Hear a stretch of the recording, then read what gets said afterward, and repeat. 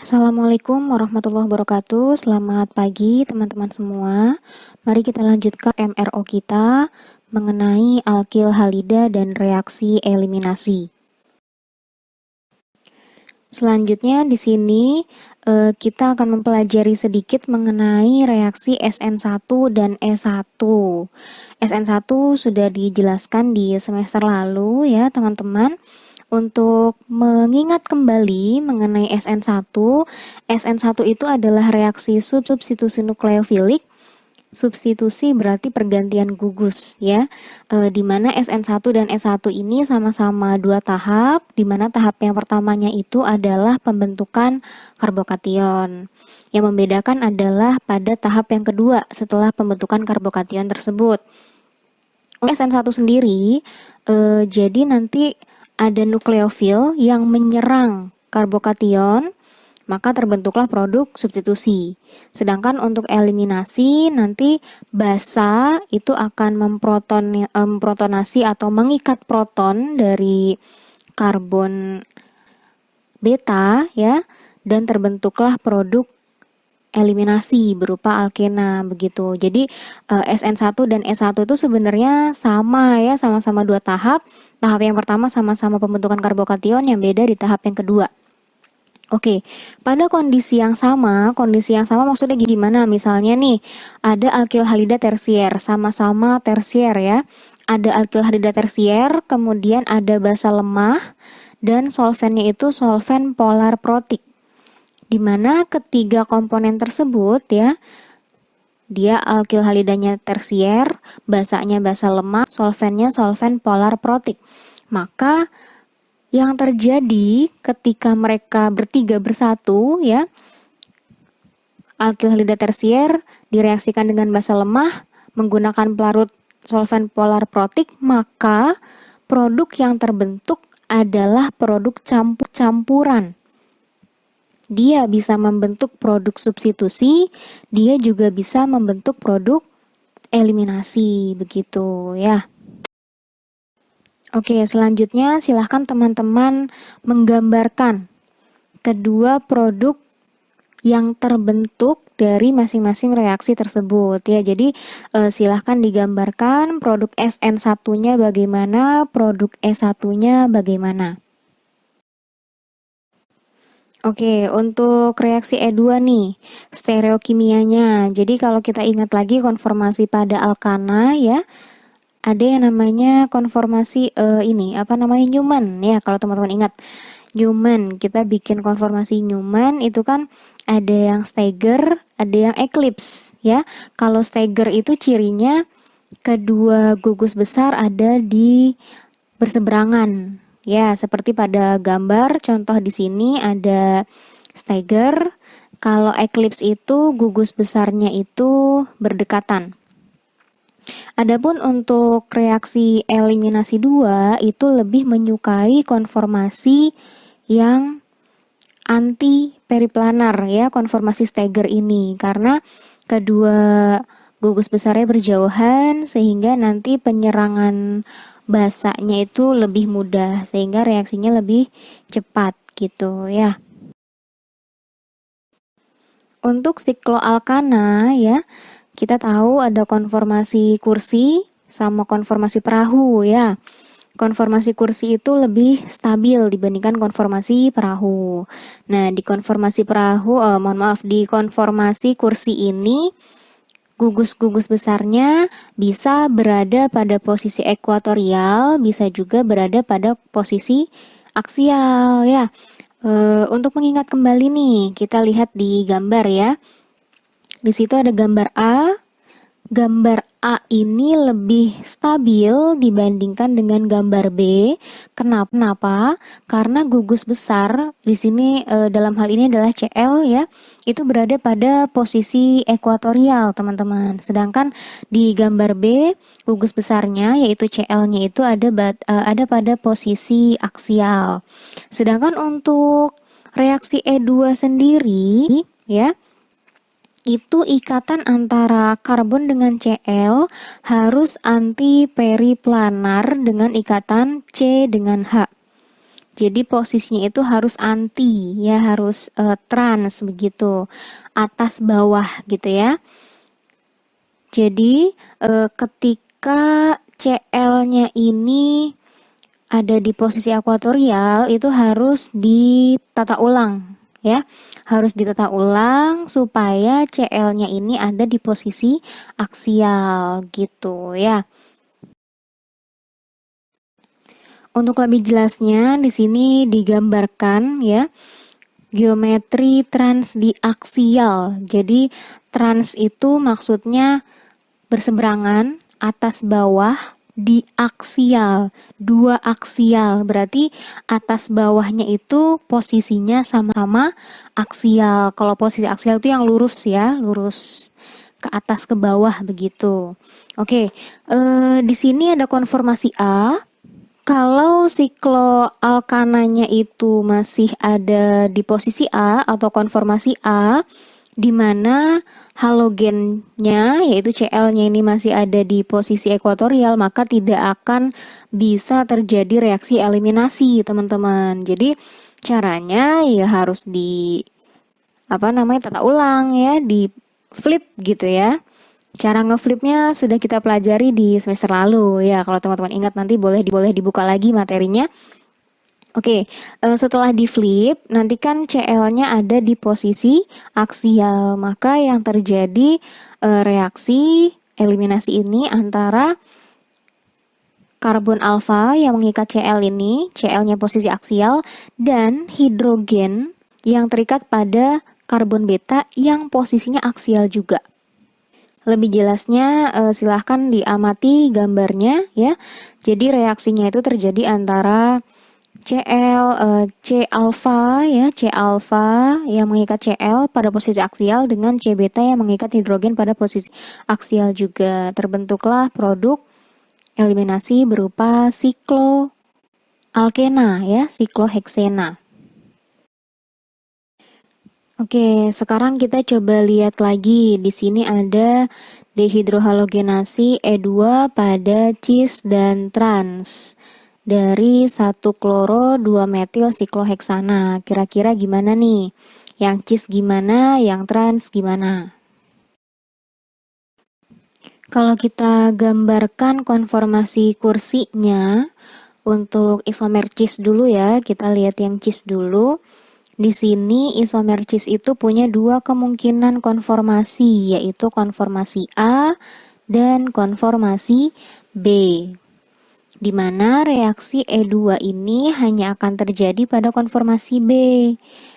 Karena atom Cl-nya berada pada posisi aksial ya.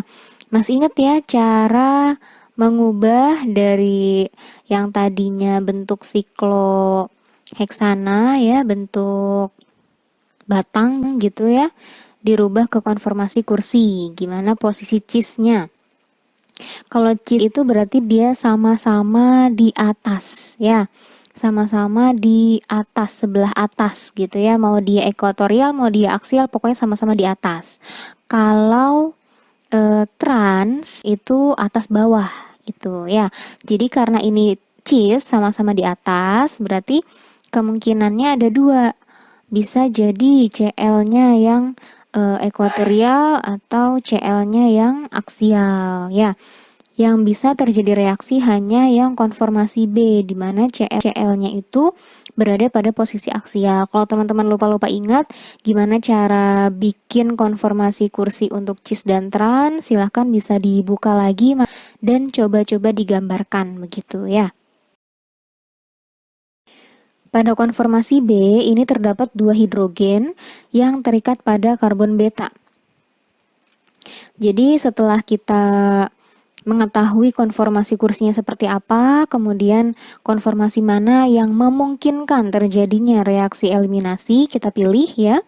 Setelah itu kita analisis. Mana karbon alfanya, mana karbon betanya ada berapa, begitu ya. Karbon alfa itu kan karbon yang mengikat halogen, yang mengikat Cl. Karbon beta berarti karbon yang terikat langsung dengan karbon alfa. Dalam hal ini ada dua karbon beta. Ya, ada dua karbon beta berarti ada dua kemungkinan produk nih yang terjadi ya. Sekarang kita bisa amati nih. Kira-kira produk mana yang paling dominan, yang lebih banyak terbentuk, yang lebih stabil? Masih ingat ya, kita bisa memprediksikan produk mana yang paling stabil dengan aturan set safe. Oke, silakan langsung diamati gambarnya teman-teman. Apabila si karbon alfa ini berikatan rangkap dengan karbon beta yang mengikat hidrogen A, ya, maka akan terbentuk produk alkena disubstitusi, di mana alkenanya ini hanya punya dua substituen. Sedangkan kalau karbon alfanya ini berikatan rangkap dengan karbon beta yang mengikat hidrogen B ya, yang bawah, maka produk alkena yang terbentuk adalah alkena dengan 3 substituen, di mana produk ini lebih stabil ya dibandingkan dengan yang produk sebelumnya, karena alkenanya mengikat lebih banyak substituen sesuai dengan aturan set safe begitu. Selanjutnya untuk isomer trans. Kalau tadi kita udah ngebahas isomer cis ya, sekarang kita coba lihat isomer trans dari 1-kloro-2-metil sikloheksana. Nah, coba nih teman-teman boleh menggambarkan gimana sih gambar trans 1-kloro-2-metil sikloheksana. Setelah digambar bentuk batangnya, kemudian coba digambarkan konformasi kursinya, teman-teman ya. Oke, di sini konformasi kursi dari trans 1-kloro-2-metil sikloheksana ada dua ya. Sini gambar C dan gambar D. Kalau trans berarti itu yang satu di atas, yang satu di bawah, begitu ya. Oke,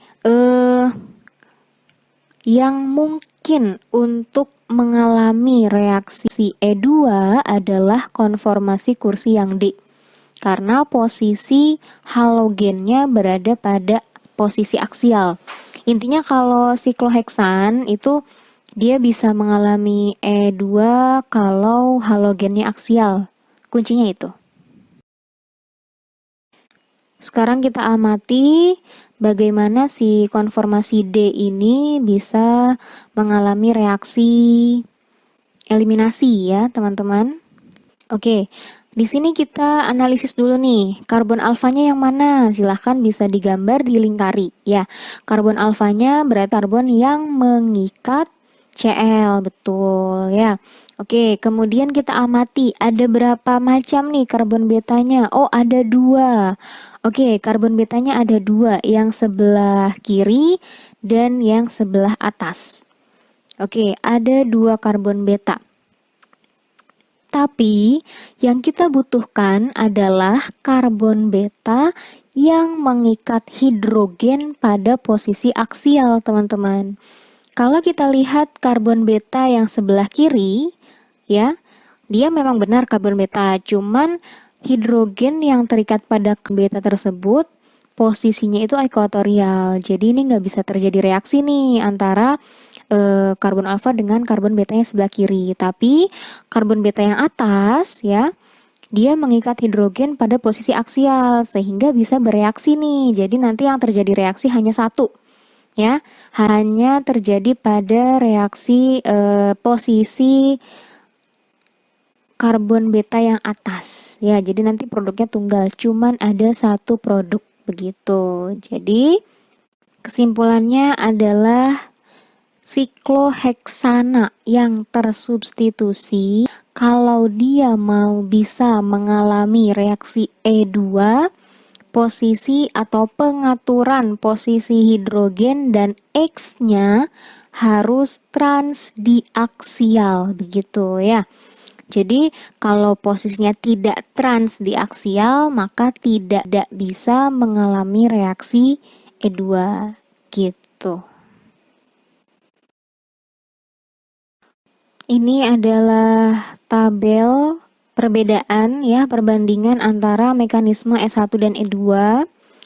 Jadi sebenarnya faktor utamanya itu adalah di basanya, teman-teman. Jadi kalau pakai basa kuat, biasanya reaksinya itu menggunakan mekanisme E2 yang lebih disukai. Tapi kalau pakai basa lemah, maka mekanisme yang disukai adalah mekanisme E1. Untuk perbedaannya dan perbandingannya, silahkan teman-teman bisa baca dan pelajari di tabel tersebut. Oke, teman-teman, di sini kita bisa lihat, bisa memprediksikan faktor-faktor apa aja sih yang kira-kira, oh kayaknya reaksi ini pakai S1 nih. Oh, reaksi yang itu pakai E2 nih, gitu ya. Jadi silahkan bisa dicermati dari segi basanya itu, kalau S1 kekuatan basa sebenarnya nggak terlalu penting. Jadi dia pakai basa lemah juga oke-oke aja, malah dia lebih suka gitu ya. Kalau E2 justru harus pakai basa kuat. Untuk substratnya sendiri ya, ini antara E1 sama E2 sama-sama ya, dimana alkilhalida tersier itu yang paling disukai ya teman-teman ya. Oke, untuk solvennya nih, E1 reaksi meningkat dengan pelarut polar protik. Kalau E2 solvennya itu lebih variatif ya, tapi yang lebih disukai itu solven polar aprotik. Untuk living groupnya sendiri ya, E1 maupun E2 ini sebenarnya sama-sama gak ada bedanya ya, sama ya, living group yang baik ya reaksi makin cepet gitu. Cuman bedanya di kegunaannya aja. Jadi kalau di E1 living group yang baik ini fungsinya untuk pembentukan karbokation ya. Kalau di E2 living groupnya ini fungsinya untuk meningkatkan reaksi, laju reaksinya. Jadi makin baik gugus perginya ya makin cepat reaksinya. Tapi kalau yang E1 ya living groupnya baik, ya ini juga penting untuk pembentukan karbokationnya. Selanjutnya dari segi kinetika ya, E1 ini dia orde 1, E2 orde 2. Untuk orientasinya sama-sama menggunakan aturan set safe. Kemudian untuk stereokimianya, kalau S1 tuh dia nggak ada masalah ya. Mau dia anti atau sin atau cis atau trans itu nggak ada masalah ya. Nggak ada masalah, yang penting bisa membentuk karbokation begitu. Tapi intinya nggak ada persyaratan deh kalau yang S1 gitu ya. Tapi kalau untuk E2 itu diusahakan anti ya, jadi rearrangement atau penata ulangan itu biasanya terjadi ya. Kalau dia masih posisinya belum tepat ya nggak akan bisa terjadi reaksi E2. Oke, selanjutnya di sini ada soal yang bisa coba teman-teman kerjakan. Teman-teman diminta untuk menggambarkan produk E2 dari alkyl halida tersebut. Di situ ada sikloheksana yang tersubstitusi. Caranya teman-teman silahkan menggambarkan dulu konformasi kursinya. Itu kan ada ya, yang garis tebal berarti dia di depan, yang garis putus-putus berarti dia ada di belakang gitu ya. Silahkan digambarkan konformasi kursinya, kemudian dianalisis. Gambar atau konformasi mana yang memungkinkan terjadinya reaksi E2, kemudian produknya bagaimana. Oke, sekarang kita coba untuk memprediksi nih, meramal. Kira-kira mekanisme yang terjadi itu apakah SN1, SN2, E2, atau E1. Nukleofil baik yang merupakan basa lemah lebih menyukai reaksi substitusi dibanding eliminasi. Ya. Anion-anion yang umum digunakan untuk menghasilkan produk substitusi antara lain imin, Br-min, HS-min, Cn-min, dan CH3COO-min. Di sini ada contoh ya alkyl halida primer ya. bromoetana ketemu sama imin, di mana imin ini merupakan nukleofil yang baik, dia adalah basa lemah, maka reaksi yang terjadi yang lebih disukai itu adalah reaksi substitusi. Sehingga produk akhirnya pun berupa produk substitusi. Kalau basa atau nukleofilnya itu sangat sterik, seperti yang digambarkan ya, ada DBU, ada DBN.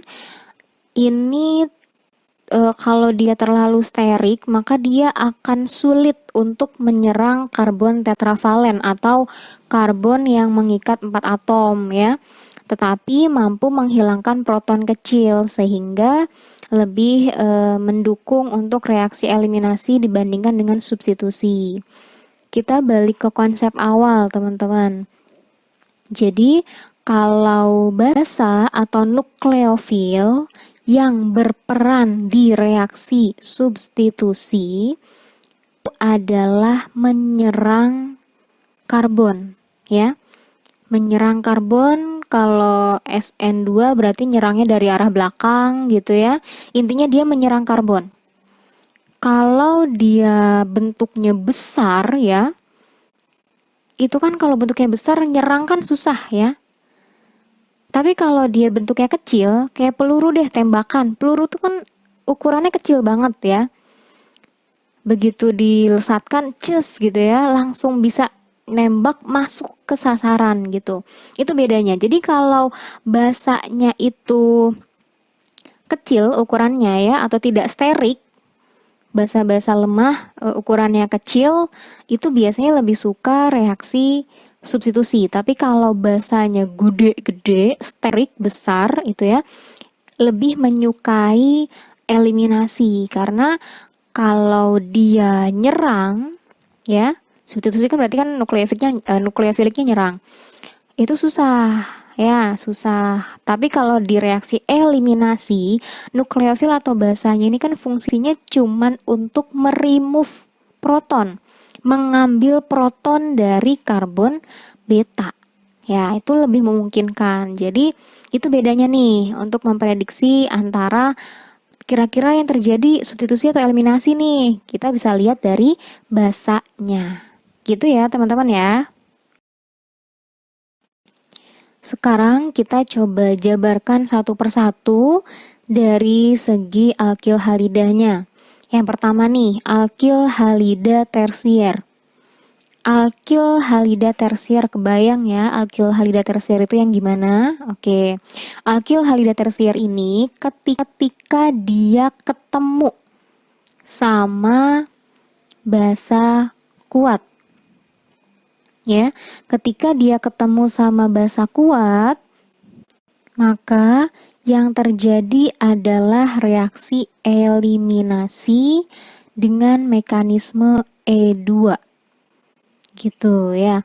Kenapa kok nggak bisa terjadi SN2? Sebenarnya bisa-bisa aja ya.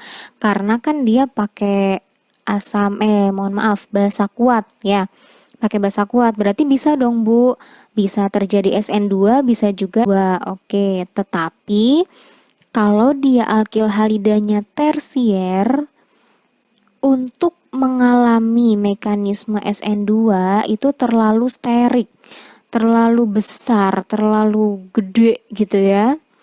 Sedangkan kalau substitusi nukleofilik 2 itu kan lebih suka alkil halidanya ramping-ramping gitu ya, karena nukleofilnya itu nyerangnya dari belakang. Kalau dia gede gitu ya, nukleofil nyerangnya dari mana dong gitu ya, karena udah penuh gitu tempatnya. Jadi sebenarnya kalau alkil halida tersier ini ketika dia ketemu sama basa kuat, maka yang terjadi hanya satu reaksi, yaitu reaksi eliminasi menggunakan mekanisme E2. Contohnya bisa dilihat pada gambar ya teman-teman. Oke, kemudian kalau si alkil halida tersier ini ketemunya sama nukleofil atau basa lemah. Nih, kalau ketemunya sama yang lemah, maka produk yang dihasilkan itu berupa produk campuran. Bisa produk SN1, bisa juga produk E1. Ya, kedua produk rasional terbentuk. Ya. Oke, untuk contohnya bisa dilihat pada gambar ya. Silahkan teman-teman amati. Tadi udah tentang alkil halida tersier. Sekarang kita coba lihat alkil halida yang primer nih, teman-teman. Oke. Alkil halida primer ketika dia ketemu sama basa kuat atau nukleofil kuat ya, maka reaksi yang terjadi adalah reaksi substitusi melalui mekanisme SN2. Jadi produknya cuma ada produk substitusi saja. Oke, sebenarnya basa kuat atau nukleofil kuat ini bisa fasilitasi reaksi SN2 atau E2. Tetapi karena substrat atau reaktan yang kita pakai itu alkil halida primer, di mana alkil halida primer ini kurang terlalu reaktif untuk reaksi eliminasi. Jadi akan sulit untuk mengalami reaksi eliminasinya, teman-teman, gitu. Karena kan kalau eliminasi itu kan produknya alkena.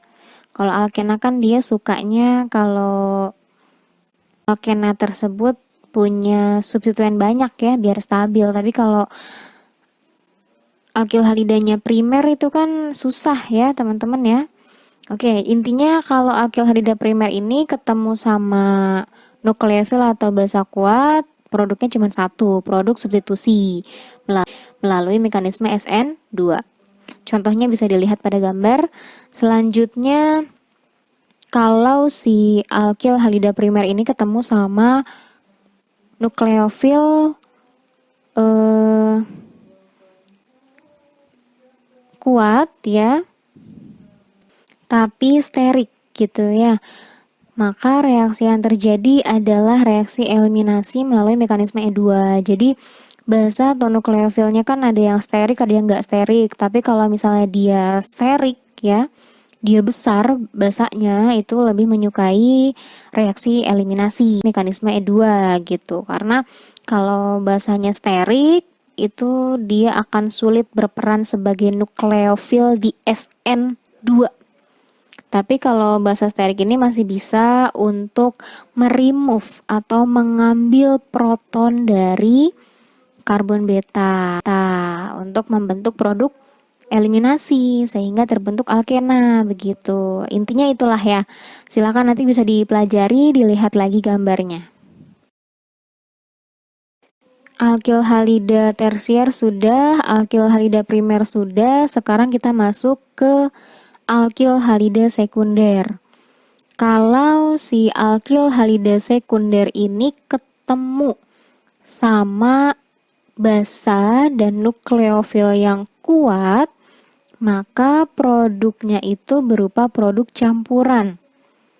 Produk SN2 dan E2 gitu ya.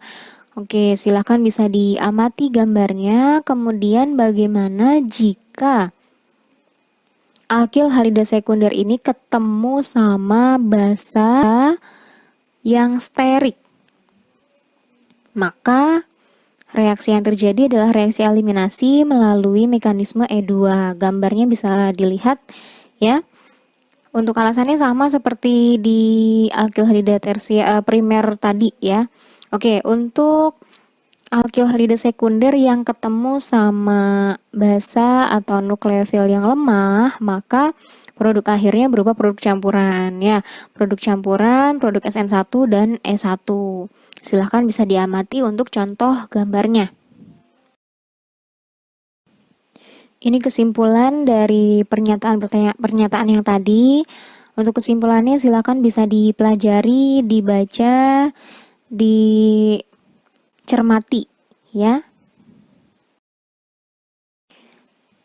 Soal nomor 8, di sini teman-teman diminta untuk menggambarkan produk dari reaksi tersebut. termasuk mekanisme yang menunjukkan pembentukan masing-masing produknya. Jadi silahkan dianalisis itu merupakan alkil halida apa, tersierkah, sekunderkah, primerkah, kemudian ketemu sama CH3OH. CH3OH ini basa kuatkah, basa lemahkah, atau apakah gitu ya. Kira-kira produknya itu apa? Sertakan alasannya, sertakan mekanismenya.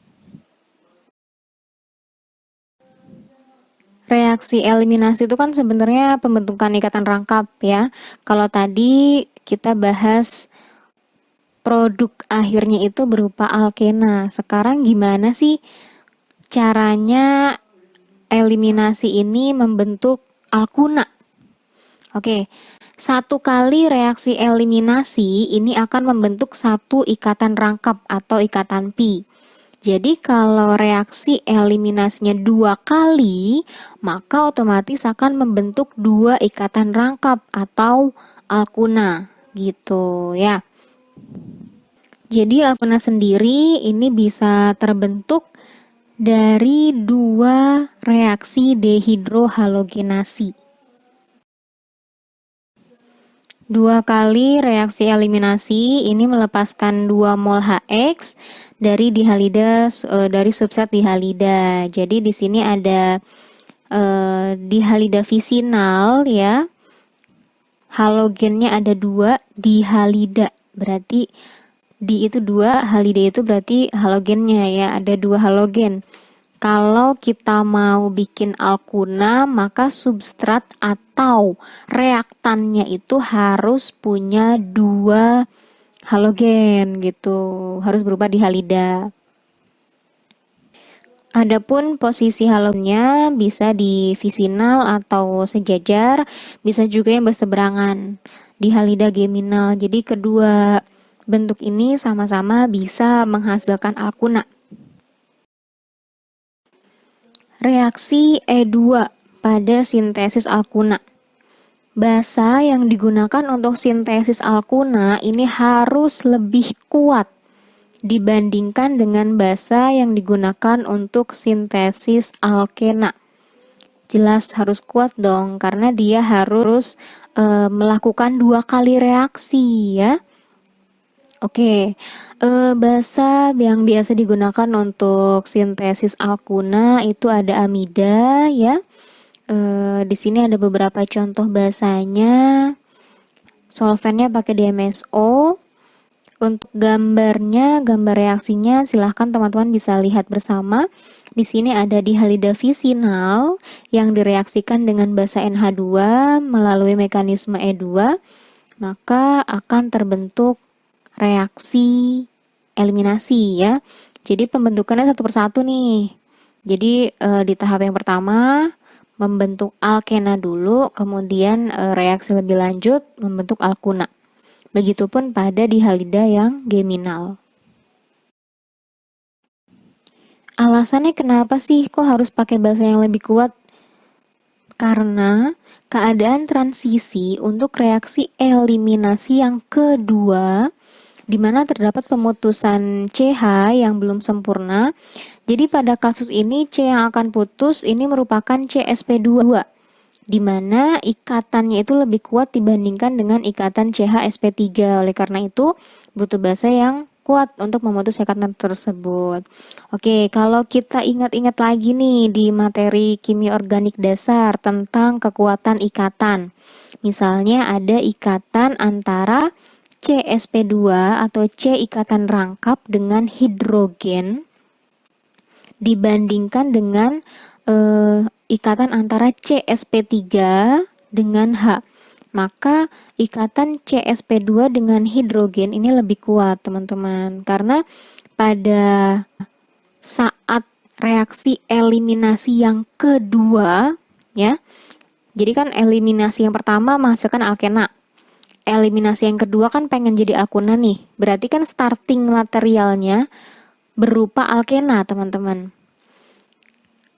Alkena ini ya kan pengennya kan hidrogennya kan hilang, hidrogennya lepas. Nah, ikatan antara CsP2 dengan hidrogen ini lebih kuat, teman-teman. Makanya butuh basa yang lebih kuat juga untuk mengambil proton tersebut. Sehingga terbentuklah si alkunanya. Kalau masih belum jelas atau belum paham, nanti silahkan bisa ditanyakan. Ini merupakan contoh dari sintesis atau pembuatan alkuna ya. Silahkan bisa diamati dan dicermati bersama.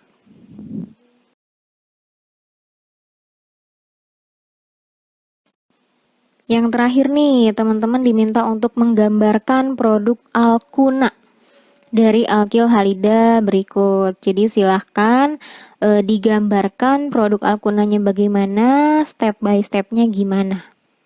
Gitu ya. Oke, mungkin cukup sekian untuk materi alkil halida dan reaksi eliminasi. Kurang lebihnya saya mohon maaf. Kalau ada pertanyaan, mari kita diskusikan. Assalamualaikum warahmatullahi wabarakatuh.